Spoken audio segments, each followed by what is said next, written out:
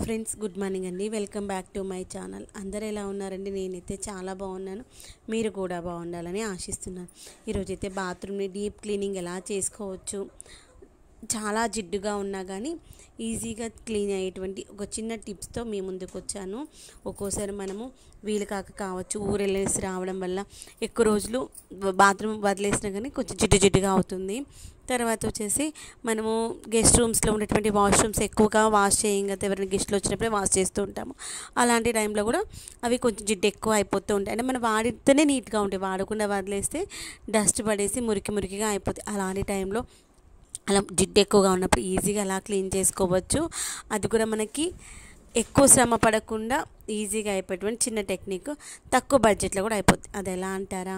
నేనైతే యాసిడ్తో చేస్తున్నాను ఈరోజు. కొంచెం డీప్ క్లీనింగ్ చేయాలి, కొంచెం జిడ్డు ఎక్కువగా ఉన్నాయన్న ఉద్దేశంతో ఈరోజు క్లీనింగ్ పెట్టుకున్నాను అనమాట.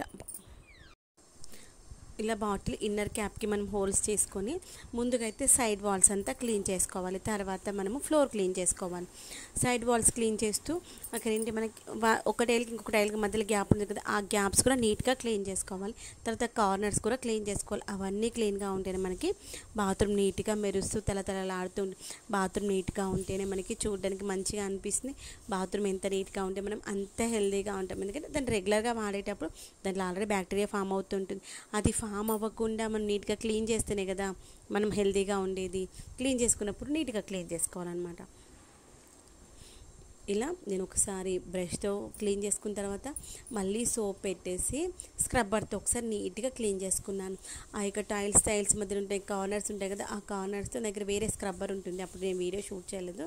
ఆ స్క్రబ్బర్తో క్లీన్ చేస్తే చాలా నీట్గా పోతుంది. అలా అంతా క్లీన్ చేసుకొని తర్వాత మనం ఏంటంటే మళ్ళీ ఒకసారి చేత్తో రుద్దుతూ వాటర్ అటువంటిది పోసుకోవాలన్నమాట. అలా వాటర్ వేసుకోవడం వల్ల ఆ టైల్స్ పైన మనం వేసినటువంటి సోప్ అదంతా పోయేసి నీట్గా ఉంటుంది. తర్వాత ఈ కార్నర్స్ కూడా క్లీన్ చేసేసుకోవాలి. తర్వాత ఈ కార్నర్స్ అంతా క్లీన్ చేసుకొని వాటర్ పోసుకున్న తర్వాత మనం ఫ్లోర్ పైన మళ్ళీ యాసిడ్ వేసేసుకొని నీట్గా రుద్దేసుకుంటూ ఒక 2 నిమిషాలు వదిలేసి వాటర్ అనేటువంటి పోసుకోవడం వల్ల బాత్రూమ్ అయితే మంచిగా నీట్గా క్లీన్ అయిపోతుంది. ఇక్కడ మనకేంటంటే అలా క్లీన్ అయిపోయిన తర్వాత ఇది ఎక్కువ రోజులు మనకి ఇలానే నీట్గా ఉండాలి అంటే మనం స్నానం చేసిన తర్వాత వాడుకోవడం అయిపోయిన తర్వాత వాటర్ ఎప్పటికప్పుడు వైప్ చేసుకుంటూ ఉండాలి. ఇలా సైడ్ వాల్స్ అంతా క్లీన్ చేసిన తర్వాత కింద ఉన్నటువంటి వాటర్ అంతా వైప్ చేసేయాలి.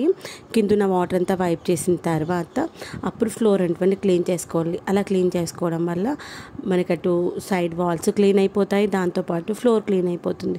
ఫ్లోర్ క్లీన్ అయ్యేటప్పుడు మాత్రం యాసిడ్ వేసి క్లీన్ చేసుకోలేదు, ఆర్పిక్ వేసుకున్నాను. ఎందుకంటే వాల్స్కి మాత్రమే కొంచెం నాకు నీట్గా అనిపించలేదు, అందుకోసమని అలా నీట్గా క్లీన్ చేసుకున్న తర్వాత ఇదంతా ఏంటంటే మనకి సోప్ వేయడం అదంతా అనమాట. సోప్ అనుకొని మనము ఎంత స్క్రబ్బర్ పెట్టి రుద్దినా కొంచెం శ్రమ ఎక్కువతో కూడుకున్న పని. అలా కాకుండా యాసిడ్ వేసి ఇలా అన్నామనుకోండి ఈజీగా అయిపోతుంది, మనకు శ్రమ ఎక్కువగా ఉండదు. తర్వాత ఇలా వాటర్ వేసి మొత్తం అంతా వైప్ చేసుకుని మనము క్లీన్ చేసుకున్న తర్వాత మళ్ళీ ఒకసారి స్క్రబ్బర్తో క్లీన్ చేసుకోవాలి. అప్పుడే ఎక్కడైనా మనకి కొంచెం పోని ప్లేస్ ఏమైనా ఉన్నా లేదంటే మనకు నీట్గా కాని ప్లేస్ అదంతా నీట్ అయిపోతుంది. తర్వాత చూడండి, ఒక 5 మినిట్స్ వరకు ఆరిపోయేంత మంచిగా ఉంది. అద్దంలాగా తలతలా మెలిసిపోతుంది కదా. ఈ యొక్క టైల్స్ మధ్య ఉన్న గ్యాప్ కూడా చూడండి ఎంత నీట్గా ఉందో. ఇలా ఉండాలి, అప్పుడే బాత్రూమ్ అంటే చాలా నీట్గా మన బాత్రూంలోకి వెళ్ళగానే ఏదో తెలియనటువంటి మంచి పాజిటివ్ ఫీలింగ్ అనిపిస్తుంది అనమాట. తర్వాత వచ్చేసి ఫ్లోర్ అయితే క్లీన్ చేసుకున్నాను. ఈ విధంగానైతే నేను బాత్రూమ్ అయితే డీప్ క్లీనింగ్ చేసుకున్నాను. ఇలా ఇది క్లీన్ చేసుకున్నప్పుడే సోప్ బాక్సెస్ కూడా క్లీన్ చేయాలి. ఇంకా అప్పటికే లేట్ అయిపోయింది, క్లీన్ చేయలేదు. ఇలా మనం బాత్రూమ్ క్లీన్ చేసుకున్నప్పుడు బకెట్స్ క్లీన్ చేసుకోవాలి. ఒకవేళ బాత్రూంలో మనకి స్టూల్స్ ఏమైనా ఉంటే అవి కూడా క్లీన్ చేసుకోవాలి. నేను బాత్రూమ్ ట్యాప్స్ కూడా క్లీన్ చేసుకుంటాను, సోప్ కేసెస్ కూడా క్లీన్ చేస్తే అప్పటికి ఇంకా లేట్ అయిపోయింది అనమాట. అఖిల్ స్పోర్ట్స్ నుండి కూడా వచ్చేసాడు. ఇదంతా క్లీన్ చేయడానికి నాకు 1 గంట పైన పట్టినట్టుంది. రుద్ది కడిగి 2 సార్లు 3 సార్లు కడిగేసరికి